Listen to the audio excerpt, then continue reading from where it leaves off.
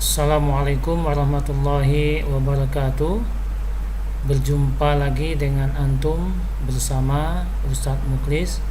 Senang lagi melihat antum ya di layar kaca ini melalui YouTube ini ya. Kita berjumpa lagi ya, sudah lama kita tak pernah bertemu dalam materi dalam kegiatan ISC ini ya. Islamic Student Club ya. Selawat dan salam ya. Sebelumnya kita bersyukur kepada Allah Subhanahu wa taala atas karunia nikmat yang Allah berikan kepada kita ya. Kemudian selawat kepada Rasulnya Muhammad sallallahu alaihi wasallam. Allahumma shalli ala sayyidina Muhammad wa ala ali sayyidina Muhammad. Baik, pada kesempatan ini kita akan mencoba melirik kembali ya materi ISC kita yang mungkin sudah lama kita tak melihatnya ya, tak membacanya ya, tak mengotak-atik ya. Padahal materi ini sangat esensi sekali dalam kehidupan kita, karena materi ini adalah materi cikal bakal ya, menjadi start awal untuk melakukan perubahan ya, yaitu ya kita akan mencoba membahas tentang apa sih makna syahadat ya, makna syahadat.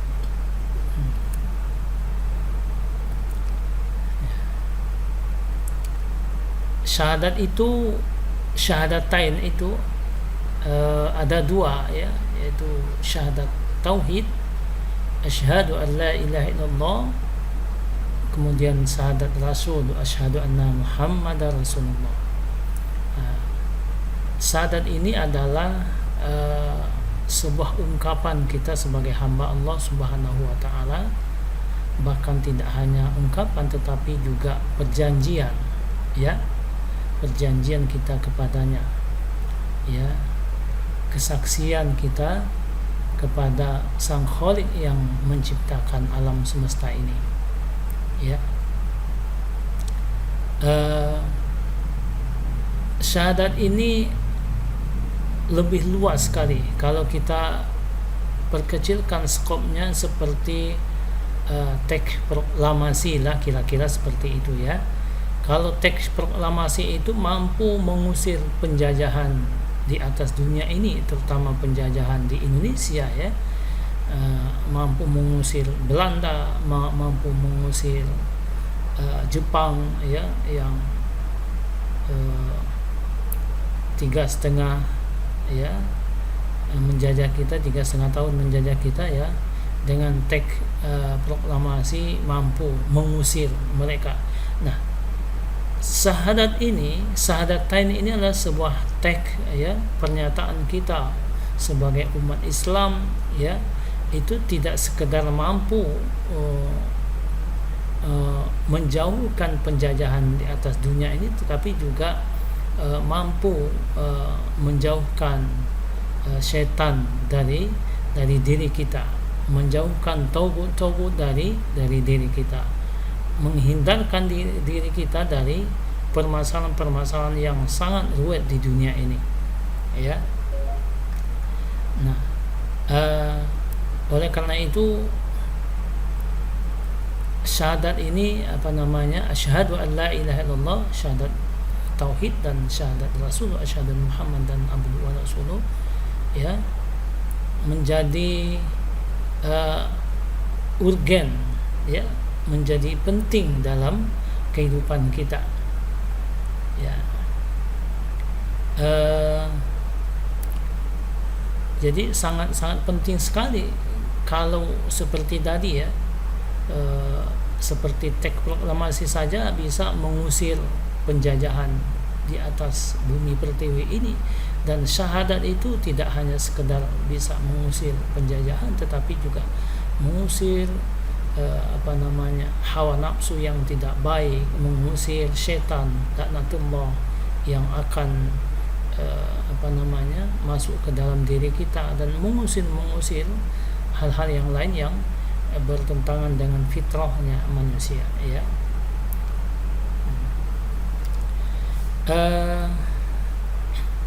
Nah, kenapa penting? Ya, karena memang syahadat itu adalah sebuah pintu gerbang, ya, pintu masuk Islam. Jadi kalau orang mau masuk Islam, dia tentu bersyahadat terlebih dahulu, ya. Ya, diawali dengan mandi, bersuci, kemudian baru bersyahadat. Untuk hari ini di Indonesia harus disaksikan oleh orang-orang tertentu atau orang-orang yang berwenang, ya, yang juga ada pencatatannya yang lebih rapi. Kalau tidak, ya kekhawatiran kita akan keluar lagi, ya, masuk keluar dalam agama Islam ini. Oleh karena itu diikat dengan sebuah pencatatan. Padahal sebenarnya dengan syahadat itu sudah cukup untuk kita masuk pintu gerbang Islam yang lebih luas lagi, ya, lebih besar, ya.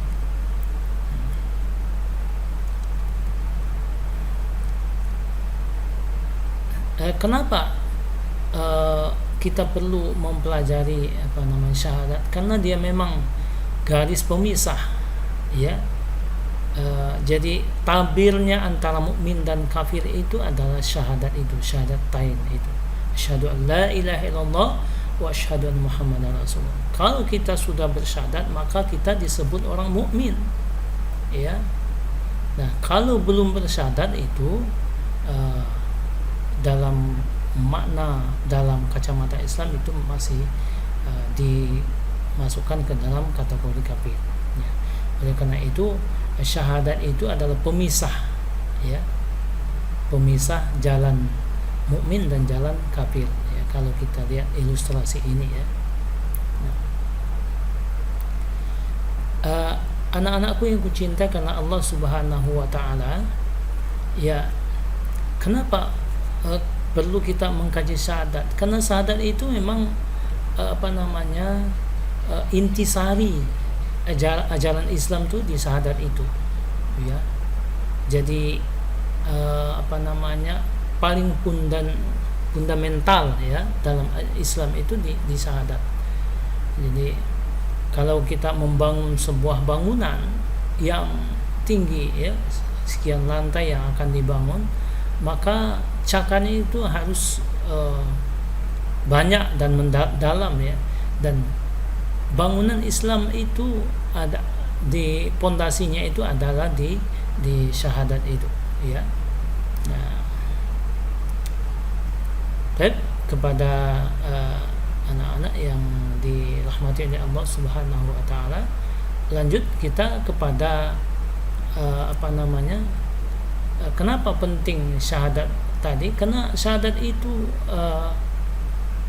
adalah asasul inkilab, ya, asas perubahan, ya. Kita melihat dalam sejarah, misalnya Abu Bakar itu dari jahiliyah, kehidupan jahiliyah yang mencoba membunuh anaknya, berubah totalitas, ya, menjadi 180 derajat berbalik, gitu, ya.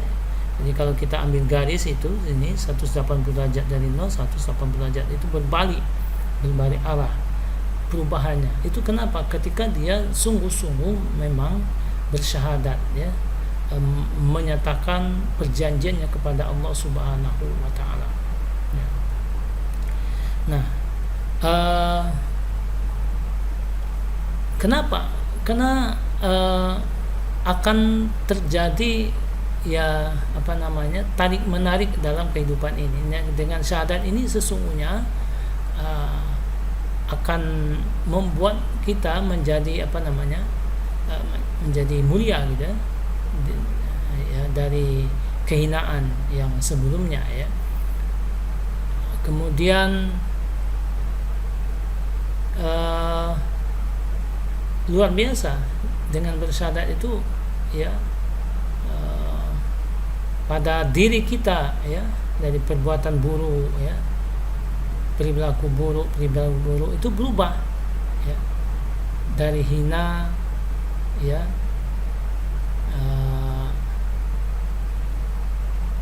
menjadi mulia.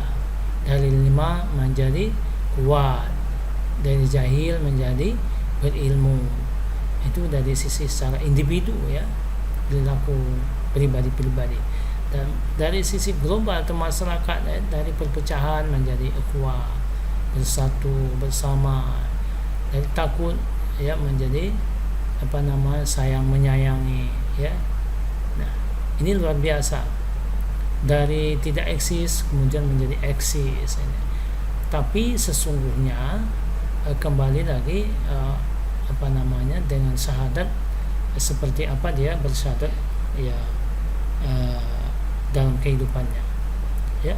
Nah, oleh karena itu memang Rasul menyebutkan al-iman yazid wa yanqus. Iman itu terkadang naik dan terkadang turun. Lalu sambungan hadis itu fajuddidu imanakum bila ilaha illallah, maka perbaharuilah iman itu dengan la ilaha illallah, dengan memahami kembali la ilaha illallah ya, syahadat tauhid tadi ya, pernyataan kita bahwa tiada ilah kecuali Allah Subhanahu wa taala. Jangan sampai kita salah paham atau sering disebut dengan gagal paham ya. Sisi lain kita bersyahadat, sisi lain kita melakukan perbuatan perbuatan syirik, sisi lain kita bersyahadat, sisi lain kita melakukan perbuatan maksiat. Nah, ini paradok, ini adalah salah pengamalan berawal dari salah pemahaman ya. Oleh karena itu penting kita melihat dan mengkaji kembali ya.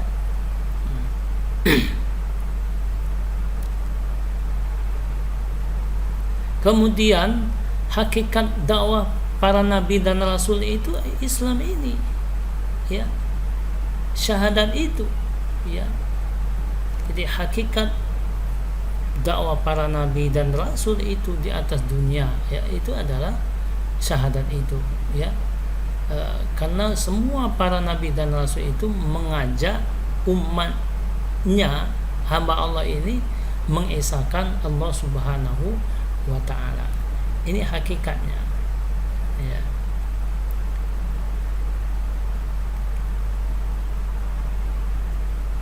Kemudian dengan syahadat itu ya ada keutamaan ya. Rasul menyebutkan kita akan dihindarkan ya, bahkan dikeluarkan ketika kita masuk ke dalam nerakanya Allah SWT.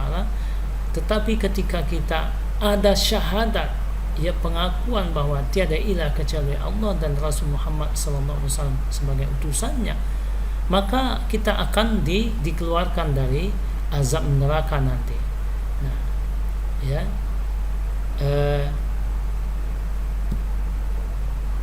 sisi lain kita bersyukur ya, Allah memberikan peluang kepada orang-orang yang sudah bersyahadat, orang-orang Islam khususnya ya, untuk senantiasa ya memperbaharui syahadatnya agar jangan sampai kita masuk neraka baru kita dikeluarkan ya.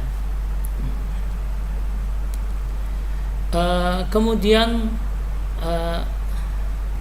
kita coba melihat ya rukun dan makna la ilaha illallah ya seperti apa ya. Nah, la ilaha illallah itu adalah kalimat menisbatkan, menetapkan ya, mengokohkan ya apa yang kita nisbatkan, apa yang kita kokohkan ya, yaitu Allah Subhanahu wa ta'ala, kemudian menafikan, menolak selain dari dirinya. Nah, itulah ini antara yang harus kita pahami ya.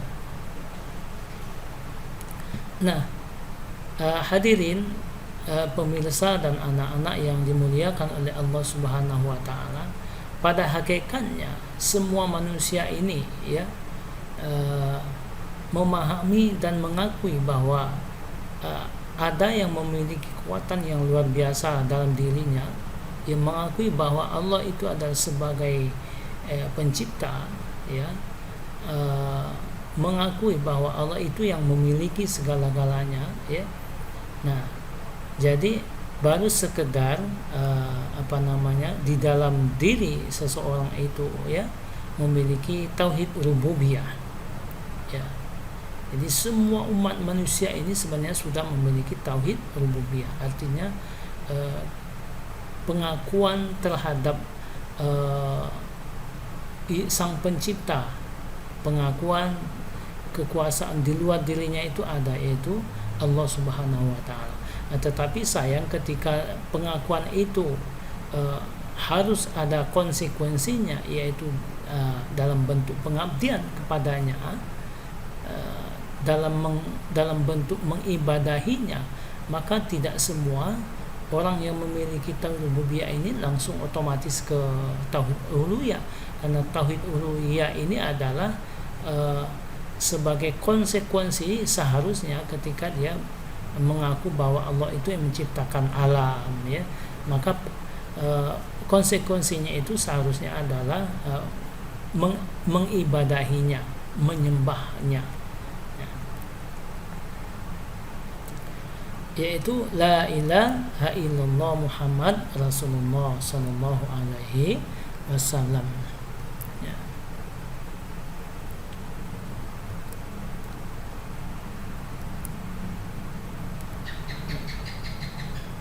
Belum lagi kita melihat seperti apa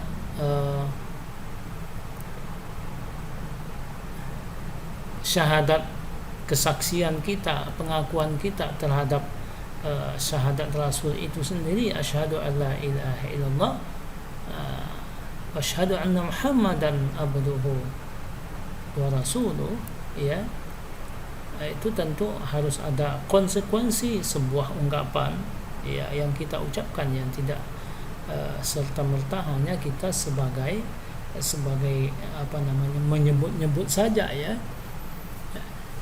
Pertama kita harus mengakui bahwa Muhammad itu sebagai hamba Allah, ya. Oleh karena itu tidak berlebih-lebihan kita terhadapnya, ya, karena dia juga sebagai hamba Allah. Sisi lain adalah kesempatan dan peluang kita untuk mengikuti gerak langkahnya.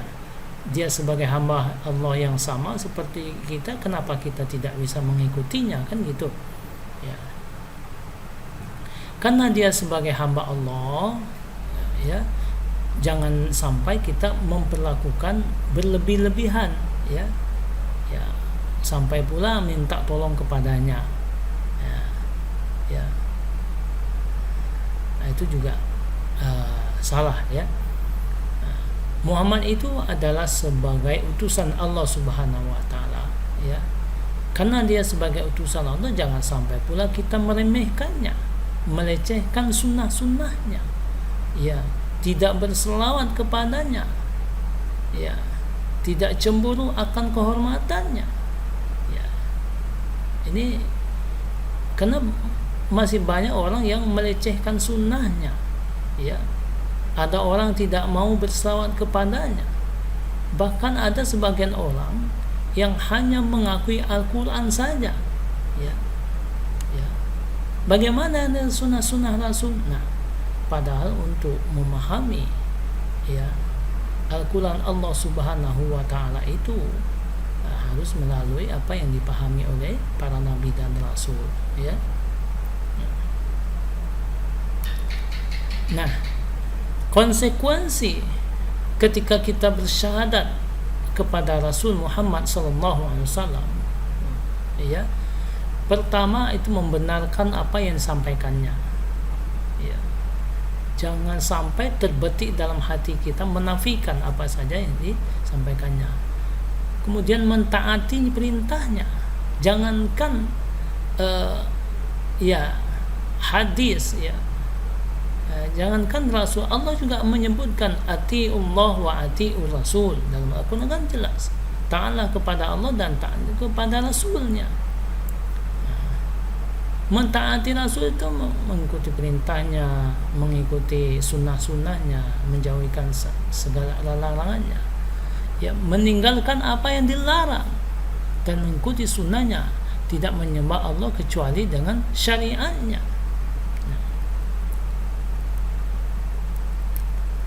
Ya,